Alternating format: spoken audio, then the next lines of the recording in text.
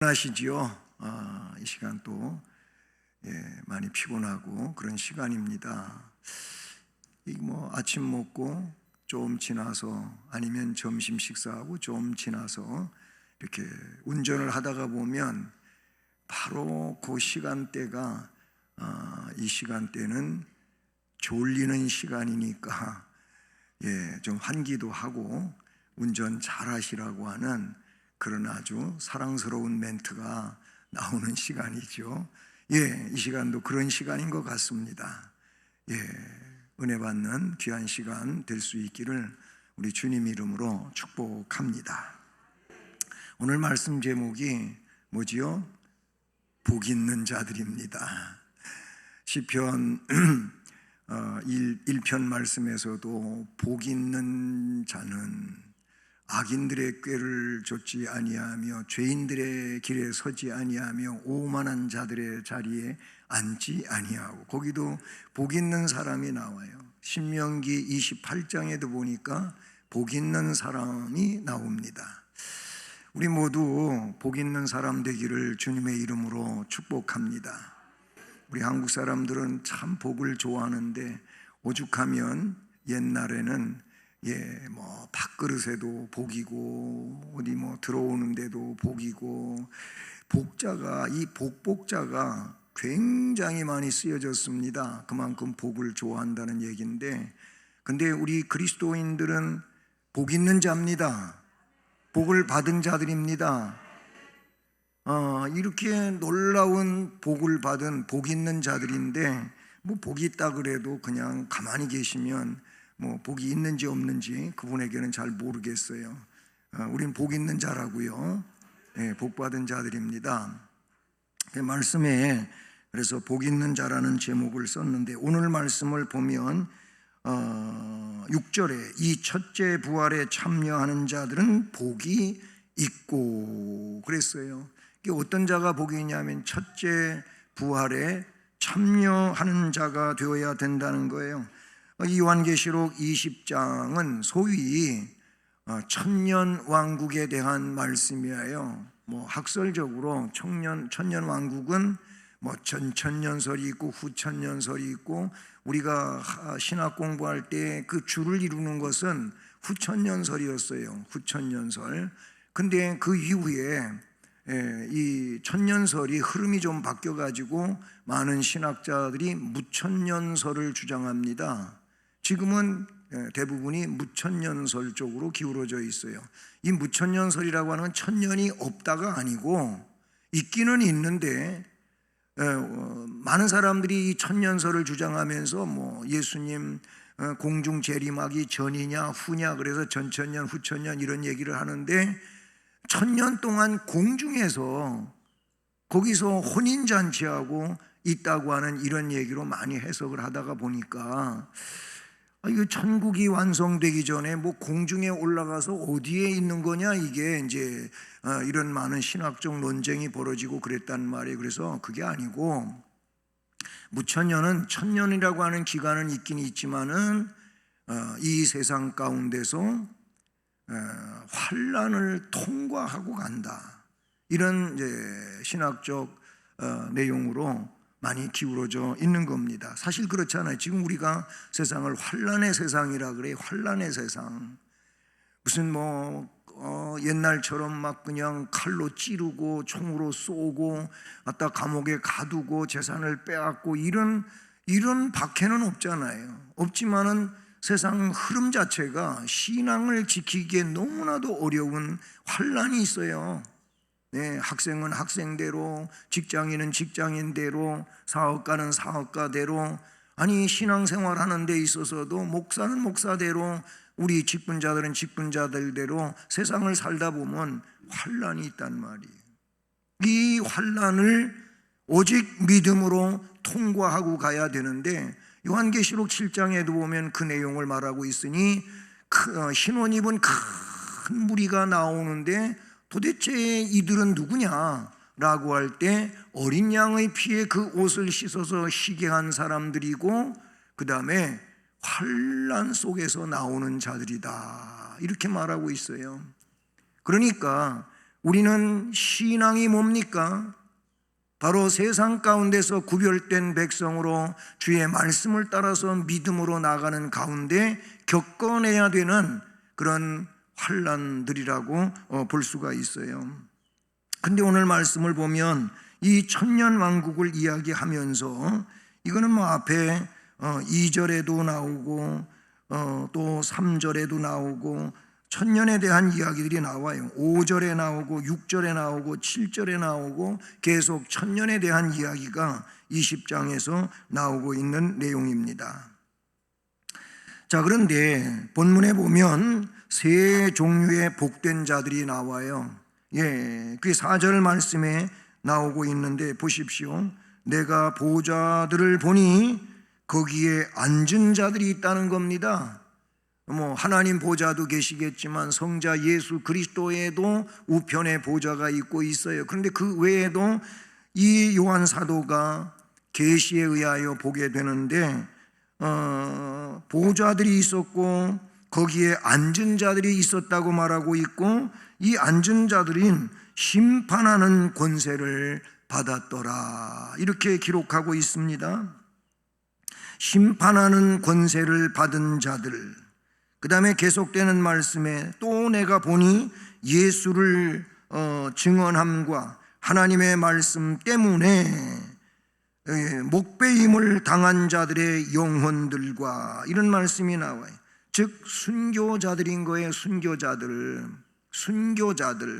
초대교회에, 우리 한국 초기 교회에 순교자들이 있었어요. 못길을 만들어 놓고 그 일제 시대 속에 못 박힌 그 판자에다가 못을 삐죽삐죽 박아놓고 그것을 완전히 뒤집어서 못이 올라온 길을 걸어가라 그렇게 하든지 예수를 부정하든지 하라고 할 때 주기철 목사님은 그 길을 걸어가셨다고 하지 않습니까? 기독교 100년사에 그렇게 자세하게 기록이 되어져 있어요. 생각해 보십시오. 그 날카로운 못들이 박혀있는 그 못 위를 걸어간다고 할 때 얼마나 고통스러웠겠습니까? 그러다가 옥중사한 이런 주기철 목사님 순교자잖아요. 많은 이들이 예수님 때문에 참수당하기도 하고 불타 죽기도 하고 아니면 이 살가죽이 벗겨서 죽기도 하고 모진 고문을 이기지 못해서 죽기도 하고, 그래서 이 말씀에 예수를 증언함과 하나님의 말씀 때문에 목배임을 당한 자들의 영혼이 나와요. 앞에도 얘기했지만 오늘은 환난의 세상인데 이 환난 속에서 순교를 각오한 이 믿음 가지고 그 구별성과 거룩성을 지키기 위해서 오로지 신앙의 길을 가고자 했던 이 사람들은 순교 정신을 가진 사람들이에요. 세상에 이런저런 미혹에 현혹되고 그래서 쓰러지고 넘어지고 주저앉고 하는 건 순교자가 될 수가 없는 거지요. 이런 영혼들, 이들이 복된 자들로 나오고 있고, 그 다음에 계속 이어지는 말씀에 보면 그 다음에 뭡니까? 또 그랬어요. 또 짐승과 그의 우상에게 경배하지 아니하고 그들의 이마와 손에 그의 표를 받지 아니한 자들이 살아서 그리스도와 더불어 천년 동안 왕노릇하니. 아멘.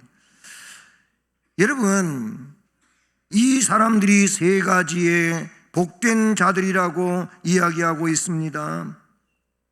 글쎄, 두 번째 순교자들 속에는 들어가지 못한다 할지라도 세 번째 신앙의 순교를 지키기 위해서 여러 가지 어려운 상황임에도 불구하고, 그게 뻔한 것임에도 불구하고 세상에 믿음을 저버리고 영화로움 쪽으로 가는 것이 아니고 신앙의 이 순결한 길을 위해서 그렇게 어려움을 감수하며 나아가고자 하는 이런 신앙은 오늘 이 시대 가운데서도 있는 것이지요. 그렇게 신앙생활 하느라고 세속에 물들지 아니하고 세상 길로 가지 아니하고 오로지 말씀의 중심이 된 길을 걸어가느라고 겪어내는 신앙인들이 얼마나 많습니까?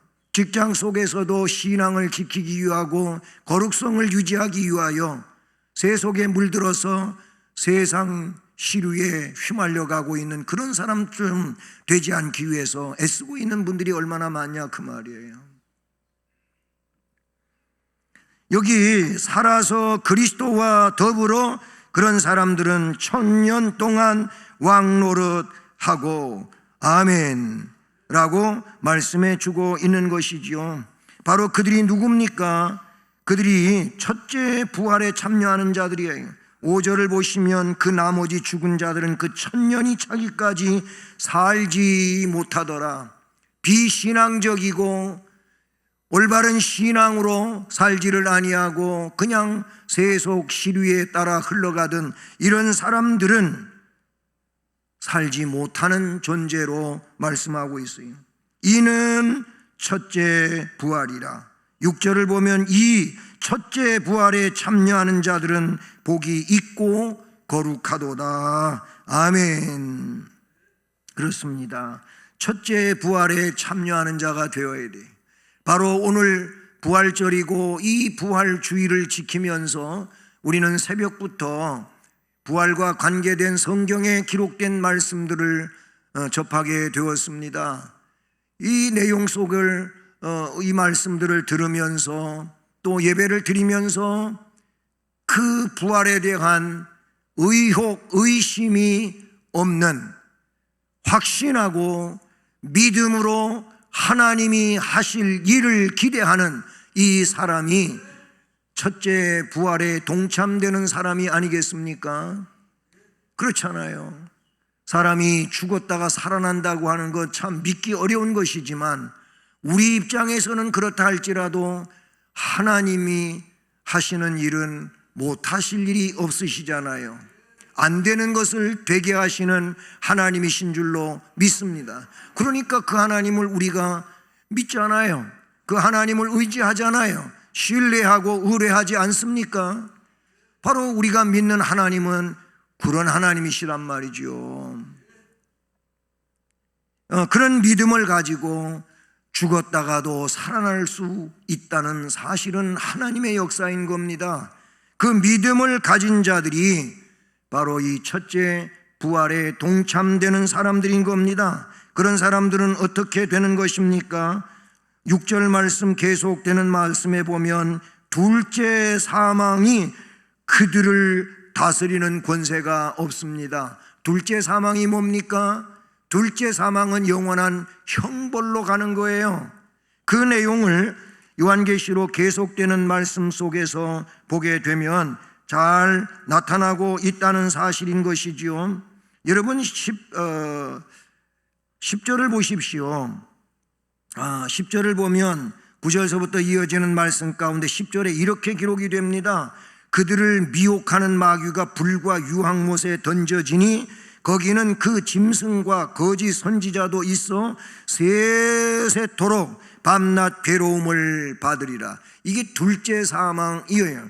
그 둘째 사망을 14절과 15절에 이렇게 말하고 있어요. 같이 읽어보실까요? 시작. 사망과 음부도 불못에 던져지니 이것은 둘째 사망 곧 불못이라. 누구든지 생명책에 기록되지 못한 자는 불못에 던져지더라. 아멘. 분명히 말씀하시기를 사망과 음부도 불못에 던져지는데 이 사망과 불못이 뭡니까? 10절에 그들을 미혹하던 마귀 불과 유황못에 던져져요. 거기는 그 짐승이 있어요. 거짓 선지자도 있어요. 붉은 용, 사탄, 뱀, 마귀 함께 다 그곳에 가는 건데 세세토록 거기서 밤낮 괴로움을 받는 겁니다. 죽어서 모든 것이 상황이 종료되고 없어지는 게 아니고 그냥 고통함으로 계속되어지는 내용이 되는 거예요. 그게 둘째 사망, 불못으로 나타내주고 있다는 사실이죠. 그러니 첫째 부활에 동참되는 사람들은 둘째 사망이 그들을 다스리지를 못해요. 누가? 예수를 구세주로 믿어서 이 부활의 생명을 가지고 이 믿음을 가지고 천국을 소망하며 살아가는 그들에게 둘째 사망 불못이라고 하는 건 관계가 없다고 하는 사실을 가르쳐주고 있는 것이죠. 왜? 그들은 생명책에 그 이름이 기록되어져 있기 때문에 생명책에 그 이름이 기록된 자들은 영생의 천국에서 주님과 더불어 함께 살아가게 되는 줄로 믿는 것입니다. 사랑하는 여러분, 우리 모두가 이토록 복 있는 자가 되었습니다. 끝까지 복 있는 자로서의 삶을 성도의 모습으로 살아가는 우리 모두가 되기를 주님 이름으로 축복합니다. 은혜로운